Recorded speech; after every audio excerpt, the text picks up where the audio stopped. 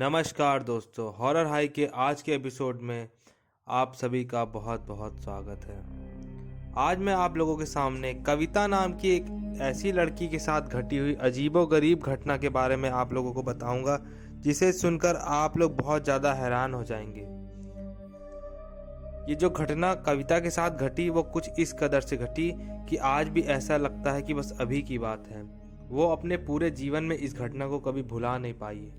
चलिए दोस्तों, शुरू से शुरू करते हैं और जानते हैं ये ऐसी क्या घटना थी जो उसके साथ हुई थी। बात ये सन 2014 की है। कविता उड़ीसा के एक बहुत छोटे गांव में रहा करती थी। इतना छोटा गांव, ना ही यहाँ पर कोई सुविधा थी, ना ही कोई स्कूल था और ना ही कोई कोचिंग क्लासेस थी। इसलिए अपनी पढ़ाई लिखाई करने के लिए उसे अपने गांव से एक दूसरे बड़े गांव में जाना पड़ता था। वहीं पर स्कूल था और वहीं स्कूल से निकलने के बाद वहीं पर कोचिंग क्लासेस थे जो उसने ज्वाइन की थी। दरअसल यह गांव जो था जिसमें ये रहती थी वो ज़्यादा चीज़ों का वहाँ पर साधन नहीं था। इस गांव से उस गांव की दूरी जहाँ ये पढ़ने जाती थी 5 किलोमीटर थी। वह दूसरे गांव में साइकिल से आती थी और जाती थी। और ऐसा भी नहीं था कि ये बचपन से ऐसा काम नहीं कर रही थी। ये बचपन से ही स्कूल जाती थी अपने, मतलब वहीं पर 5 किलोमीटर दूर। और दोपहर के टाइम छुट्टी मिलती थी और बीच में 1-2 घंटे का गैप मिलता था। वह अपने किसी फ्रेंड के घर पर रुक जाती और उसके बाद वह अपनी कोचिंग क्लासेस को ज्वाइन करती और सब कुछ ख़त्म करने के रात के 8 बजे वो अपने गांव आ जाती थी। उसकी दिनचर्या इसी प्रकार चल रही थी। उसे किसी भी प्रकार की कोई तकलीफ नहीं थी। दरअसल जो इसके स्कूल वाला गांव था उसके घर से और जो जिस गांव में वो रहती थी उस बीच में 2 रास्ते पड़ते थे। एक रास्ता था जो नॉर्मल सड़क वाला था और एक रास्ता था जो कि जंगल से गुजरता था। जंगल वाला रास्ता हमेशा की तरह शॉर्टकट था। आप लोग तो जानते होते हैं जो कच्चे रास्ते होते हैं वो हमेशा हम लोगों को मेन रोड पे निकाल देते हैं, लेकिन वो रास्ता था वो जंगल वाला रास्ता था। या नॉर्मल वाले जो रोड था, जो मतलब अच्छी रोड थी, उस रास्ते से जाती थी और कभी भी वो जंगल वाले रास्ते से नहीं जाती थी। हालांकि लोगों को इसने कहते हुए सुना था यह शॉर्टकट है, लेकिन वह कभी भी वहाँ से नहीं जाती थी क्योंकि उसके बारे में उसको कोई उससे कुछ बताता नहीं था। और ये सोचती थी कि जंगल वाले रास्ते से अगर जाऊंगी और कोई जानवर या कुछ मिल गया तो मुझे बहुत दिक्कत हो जाएगी। और एक दिन की बात है, ये स्कूल और कोचिंग सब अटेंड करके घर लौट रही थी और यह जो रास्ता था वहाँ पर इसकी साइकिल पंचर हो गई। जो रास्ता पड़ता था जंगल वाला और रोड वाला रास्ता, उसके पहले ही इसकी साइकिल पंचर हो गई। अब जो कविता थी ये परेशान हो गई कि अब क्या करूं, अब कैसे जाऊं। ये जंगल वाला रास्ता तो था ये जो आ चुका था, अब ये परेशान हो गई। अब साइकिल पंचर हो गई है, यहाँ से मेरा घर लगभग 3 किलोमीटर की दूरी पर है, मैं इतनी दूर कैसे चली जाऊंगी। लेकिन वो हमेशा अपने साथ एक टॉर्च कैरी करती थी, क्योंकि कभी भी रात के टाइम गाँवों के लोग अक्सर टॉर्च लिए रहते हैं, क्योंकि गाँवों में ज़्यादा लाइट तो रहती नहीं दोस्तों। तो उसके पास हमेशा टॉर्च रहता था। यह सोची सीधे सीधे अगर मैं अपने पक्के वाले रास्ते से जाऊंगी तो रात हो जाएगी, क्योंकि साइकिल तो पंचर हो गई है, मुझे पैदल जाने में बहुत टाइम लग जाएगा और घर पे फ़ोन वोन भी नहीं है किसी को कि बता दूं मैं। तो ये सोचती है कि जो मेरा वो वाला रास्ता है इससे अच्छा मैं जंगल वाला रास्ता पकड़ती हूँ और ये वाला रास्ता आधा हो जाएगा, मतलब 1.5 किलोमीटर में ही मैं अपने घर पहुँच जाऊँगी। यही सोचकर वह शॉर्टकट वाले रास्ते पर चली जाती है और वहाँ से आगे बढ़ने लगती है। रास्ता बढ़ते बढ़ते सुनसान, एकदम से सुनसान हो जाता है। दरअसल ये जो शॉर्टकट वाला रास्ता था ना, इस रास्ते बहुत ही ज़्यादा पेड़ पौधे, मतलब डरावने पेड़ जो रात में थे वो थे। वो थोड़ा सा परेशान होकर डरी और सहम जाती है, लेकिन फिर भी आगे बढ़ती है कि कोई स्ट्रीट लाइट और मतलब यहाँ पर कुछ भी मौजूद नहीं थी। ये अपने बैग से टॉर्च निकाल कर जला ली और पैदल चल रही थी, एक हाथ में टॉर्च और दूसरे हाथ में अपना बैग लेकर धीरे धीरे आगे बढ़ रही थी। थोड़ी दूर आगे बढ़ी और रास्ता बीच में इसे एक औरत जमीन में बैठी हुई दिखाई देती है। कविता को एक औरत बैठी हुई इसे घूर रही थी। ये सोचती इतनी रात में ये औरत जमीन पर बैठ कर क्या कर रही है, और वो औरत धीरे धीरे रो रही थी। तो इसने उसके ऊपर टॉर्च मारकर देखा तो क्या हुआ, उस औरत के हाथ में एक बच्चा भी था। वह बच्चा भी रो रहा था और उसको लगा कि बच्चा रो रहा है, चलो पूछते हैं। वो औरत के पास जाती है और औरत के कंधे पर हाथ रखती है और औरत पलट के इतनी जोर से चिल्लाती है और उसका चेहरा देखकर लड़की इतनी जोर से घबरा गई जिसकी कोई लिमिट ही नहीं है। क्योंकि जब उसने मुंह पलटा तो उसका मुंह इतना बड़ा फटा हुआ मुंह था कि बहुत ज्यादा डर गई। लिटरली दोस्तों, उसका चेहरा जैसे हम लोग का चेहरा होता है ना, उतना चेहरा उसका फटा हुआ था। वो बहुत ज्यादा डर गई कविता और अपनी साइकिल छोड़कर नॉन स्टॉप भागना शुरू कर दी। जितनी ताकत लगाकर भाग सकी उतनी तेज भागी और उसको कुछ भी समझ में नहीं आ रहा था। वो रास्ता भी भटक गई कि अब मैं कहाँ जा रही हूँ, उसे कुछ भी समझ में नहीं आ रहा था। जैसे तैसे वो पहुंची, आगे बढ़ी। अब छोटी सी बच्ची, उसके ऊपर इतना ज्यादा अंधेरा और ऐसी घटना उसके साथ हो जाए, आप समझ सकते हैं कि उसके साथ क्या ही बीत रही होगी उसके ऊपर। 8:30 और 9 बज चुके थे लगभग। वह तुरंत बेहोश हो गई। थोड़ी देर बाद वह जब उठी तो आवाज आ रही थी उसके आसपास। तब उसको होश आया तो वो आवाजें जो थी उसके आसपास आ रही थी, जैसे दूर से कोई चिल्ला रहा हो। वो आवाजें बहुत डरावनी थी। बहुत ढेर सारे लोगों की आवाज एक साथ सुनाई दे रही थी, जैसे कोई जैसे ढेर सारे लोग आवाज साथ में जा रहे थे। और उन आवाजों में सब राम नाम सत्य इस तरह से बोलते हुए जा रहे थे। और इसको सामने से कुछ लोग भीड़ दिखाई दी जो ऐसे राम नाम सत्य है, राम नाम सत्य ऐसे बोलते हुए इसके नजदीक आ रहे थे।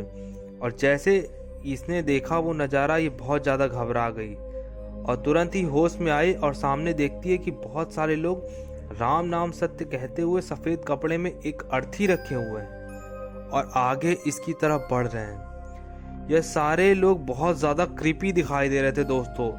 सबकी आंखों में बड़े बड़े डार्क सर्कल बने हुए थे, आंखों के नीचे बिल्कुल काला काला एकदम, जैसे डरावना एकदम से। और रात जो थी वो चांदनी रात थी, इसलिए सबका चेहरा इसको क्लियर क्लियर दिखाई दे रहा था।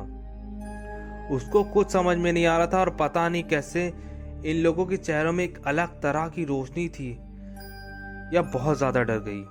यह कैसे हो सकता है? यह चेहरा साफ साफ कैसे दिखाई दे सकता है अंधेरे में? या मेरा कोई भ्रम है, या मेरे साथ ये क्या हो रहा है? उसे कुछ भी समझ में नहीं आ रहा था। इसने अपने आप को संभाल कर भागने की कोशिश की और जो सामने से लोग आ रहे थे अर्थी लेकर राम नाम सत्य ऐसे बोलते हुए, इसको देखकर अचानक से रुके और अजीब सी नजरों से सब लोग इसको एक साथ देखने लगे और इसको देखकर इतनी तेज से जोर जोर से चिल्लाने लगे और बहुत तेज तेज चिल्लाने लगे। इसको और भी कुछ समझ में नहीं आ रहा था कविता को कि मेरे साथ क्या हो रहा है। और ये अर्थी पर रोना शुरू कर दिए। अर्थी रखकर इसको देख के वहां पर खूब तेज तेज से रोना शुरू कर दिए। वो इंसान जो थे वो भी सब डरावनी तरह रो रहे थे बिल्कुल भी, कि नॉन स्टॉप भागी जा रही थी, जंगल में खो गई थी। इसको कुछ समझ में नहीं आ रहा था कि क्या हो रहा है मेरे साथ। कोई भी इंसान हो दोस्तों, अगर हमारे जैसा बड़ा भी इंसान होगा तो वो भी भाग जाएगा। वो तो छोटी लड़की थी बेचारी।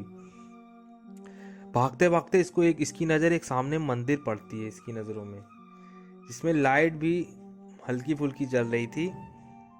ये मंदिर जो थी बाहर से बहुत ज़्यादा खूबसूरत नहीं दिखाई दे रही थी, जैसे कहीं पुरानी मंदिर होती है, खंडहर टाइप में बहुत पुरानी पुरानी मंदिर होती है, उसी तरह की ये मंदिर दिखाई दे रही थी। ये सोची कि मैं मंदिर के अंदर घुस जाती हूँ। ये मंदिर के अंदर घुसी और क्या देखती है, वहाँ पर 3 पुजारी बैठे हुए थे जो शिव जी की पूजा कर रहे थे, महादेव की पूजा कर रहे थे। और उनको देखकर ऐसा लग रहा था कि मंदिर बंद करने की तैयारी में लगे हुए हैं। वह भागते भागते मंदिर में गई और अंदर जाकर वहां पर जो मौजूद पुजारी जो वहां बैठे थे, उन्होंने कहा, क्या हुआ बेटा, भाग कर क्यों आ रही है? ये सारी बात बताती है, पूरा मैटर बताती है उनको। बाबा जी बोलते हैं कि बेटा, अभी अभी तुम्हारे साथ क्या हुआ है ये तुम्हें पता नहीं है, अभी तुम नहीं जानती ये क्या हुआ है तुम्हारे साथ। जो लोग तुम्हें अभी सब दिखाई दे रहे थे वो सारी की सारी आत्मा थी। ये बिल्कुल डर जाती है। वो बताते हैं कि ये काफ़ी पुरानी बात है। यहाँ के आसपास एक गांव में एक प्रेग्नेंट औरत थी जिसकी मृत्यु हो जाती है और उसके अंतिम संस्कार के लिए सारे लोग अर्थी लेकर जा रहे थे। इसी जंगल से थोड़ा आगे जाकर शमशान घाट पड़ता था। वहीं पर इसका अंतिम संस्कार करने के लिए जा रहे थे, तभी उन लोगों पर डाकुओं ने हमला कर दिया और जितने बच्चे बड़े जितने भी लोग थे सबको एक साथ मतलब कि खत्म कर दिया। लोगों के पास जो कुछ भी था सारी चीजें लूट कर चले गए। अब जितने सारे लोगों की मृत्यु हुई वो सारे के सारे वहीं जमीन पर पड़े रहे। रात बीत गई, अगला दिन निकल आया। फिर अगले दिन एक लकड़हारा वहां पर लकड़ी काटने के लिए आया और उसने देखा कि इतने सारे लोग कैसे मरे पड़े हैं। उसने चिल्लाते चिल्लाते वो गांव की ओर भागा और गांव में चिल्ला चिल्ला कर सबको बताया। गांव के लोग आए, सारी डेड बॉडी को इकट्ठा की और शमशान घाट में ले जाकर आखिर में उनका अंतिम संस्कार किया। इतने सारे लोगों की इस तरह से मृत्यु हुई थी तो किसी को अनुदान वगैरह भी नहीं हुआ था, मतलब जो बहाया जाता है उनकी की मृत्यु होने जाने के बाद गंगा जी में प्रवाहित किया जाता है। तो जितने लोग वहां पर मरे थे वो सब प्रेत बन चुके थे और तब से लेकर आज तक उनकी आत्मा वहीं पर भटकती है उसी रूप में। हर आने जाने वालों को वो अपनी दुश्मन समझती है और इसी नज़रों से देखते हैं। इस वजह से उनके पास कोई भी इंसान जाता है तो वो उनको लगता है कि हमें नुकसान पहुंचाने आ रहा है। उस वक्त जब तुम वहां से गुजरी तो आत्मा वो तुम्हें नुकसान पहुंचाने आई थी। तुम उस रास्ते से आई ही क्यों जब वो रास्ता भूतिया था? तो लड़की बोली, बाबा मेरी साइकिल पंचर हो गई थी, मैं इसलिए इस रास्ते से आई और मुझे इस सब बारों में ज़्यादा पता नहीं था कि यह रास्ता भूतिया है या ऐसा कोई रास्ता भी है। उसको अपनी सारी बातों पर पछतावा हुआ और वो कुछ बोल नहीं पा रही थी। बाबा जी ने उसको थोड़ा शांत कराया और बताया कि बेटा इतना घबराने वाली बात नहीं है, तुम भगवान महादेव के द्वार पर आ गई हो, अब सब ठीक हो जाएगा। अब तुम महादेव के चरणों में आ गई हो तो तुम्हारे ऊपर से कोई भी अगर बुरी आत्मा तुम्हारे ऊपर होगी भी तो अब तुम बिल्कुल भी ठीक हो जाओगी। और इतना कह के ही उन्होंने अपने कमंडल से थोड़ा जल निकालाया और उसको पिलाया कविता को और बोला कि इसे पी लो, सब कुछ ठीक हो जाएगा। उसकी आंखों के सामने से थोड़ा ब्लर सा हो गया था और उसे कुछ समझ में नहीं आया, उसे चक्कर आया और वह बेहोश हो गई। जब उसकी आंख सुबह वापस से खुली तब क्या अगला दिन निकल चुका था।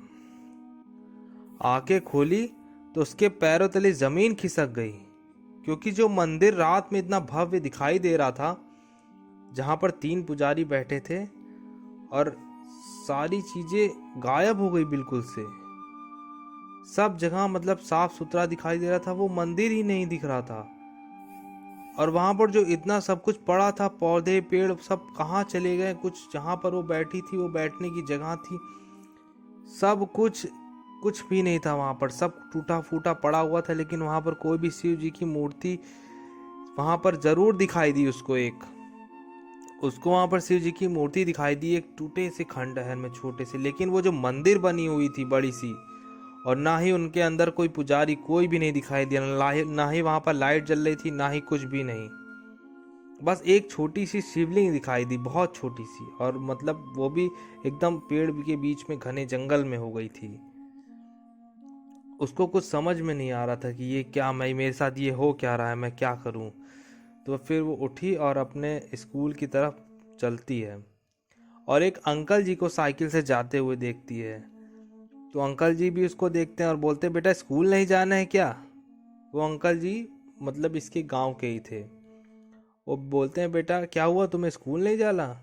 तो उसने घबरा के वो बोलती है कि अंकल जी आप मुझे मेरे घर तक छोड़ दीजिए, मैं आपको सारी बात बताती हूँ।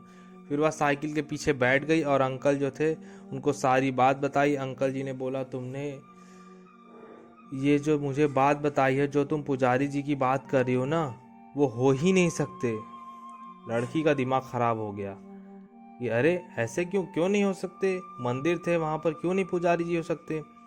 तो उन्होंने बोला, यह मंदिर बेटा जो देख रही थी तुमने, जो मंदिर देखा था रात में, यह मंदिर आज नहीं काफी सालों पुराना मंदिर था, जब हम लोग बहुत ज्यादा छोटे थे और तुम लोग का तो कोई नामो निशान नहीं था। जब हम लोग बहुत छोटे थे हमारे माता पिता ने उस मंदिर के बारे में हमें बताया था, तो तुम वह मंदिर कहाँ से देख लोगी?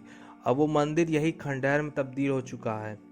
इस मंदिर में कोई आता जाता नहीं, बस कभी कभार लोग यहाँ पे जैसे शिवरात्रि में या किसी बड़े दिन आकर यहाँ पर पूजा पाठ करके चले जाते हैं।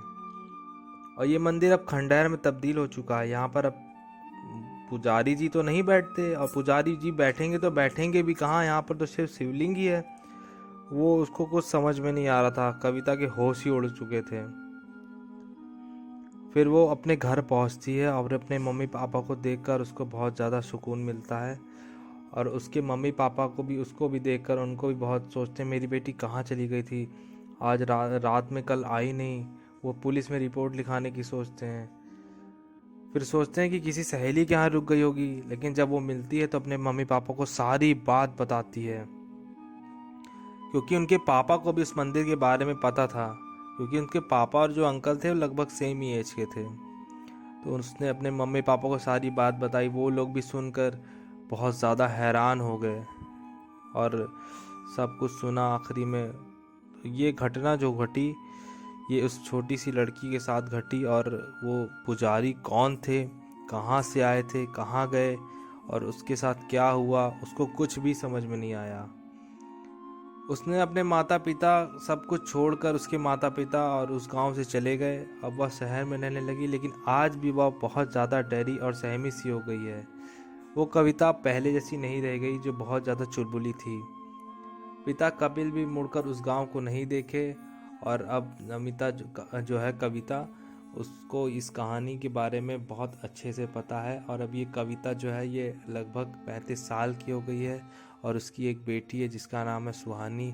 मुझे ये कहानी सुहानी ने बताई है, और उसने इस बारे में बताया मुझे कि उसकी मम्मी ने उसको ये कहानी सुनाई थी।